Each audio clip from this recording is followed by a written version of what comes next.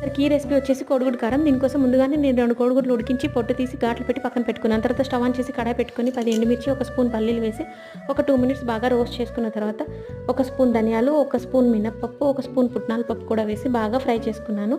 ఇదంతా ఫ్రై అయిన తర్వాత ఒక హాఫ్ స్పూన్ జీలకర్ర, ఒక చిన్న ఎండు కొబ్బరి ముక్కని చిన్న ముక్కలుగా చేసుకొని వేసి ఒకసారి ఫ్రై చేసుకున్నాను. తర్వాత ఒక 10 వెల్లుల్లి రెబ్బలు కూడా వేసి ఒకసారి ఫ్రై చేసుకొని స్టవ్ ఆఫ్ చేసి ఈ మిశ్రమం చల్లారిన తర్వాత పొడి చేసి పక్కన పెట్టుకున్నాను. తర్వాత స్టవ్ ఆన్ చేసి కడాయి పెట్టుకొని కొంచెం ఆయిల్, పసుపు, కారం వేసి ముందుగానే ఉడికించి ఘాట్లు పెట్టుకున్న ఎగ్స్ కూడా వేసి ఫ్రై చేసుకొని పక్కకు తీసుకున్నాను. తర్వాత అదే కడాయిలో ఇంకొంచెం ఆయిల్, ఒక పెద్ద ఆనియన్ చిన్న ముక్కలుగా కట్ చేసి వేసుకొని కాస్త ఉప్పు వేసి బ్రౌన్ కలర్ వచ్చేదాకా ఫ్రై చేసుకున్నాను.